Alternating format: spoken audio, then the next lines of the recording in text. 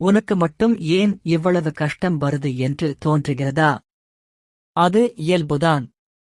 ஆனா உண்மையிலே அது உனக்கு மட்டும் இல்லை. வாழ்க்கையில் ஒரு நேரம் வரும். நம்மை சோதிக்கவும், செதுக்கவும், செம்மைப்படுத்தவும். நீயே நினைச்சு பாரு. கஷ்டம் வராத வாழ்க்கை யாருக்கும் இல்லை.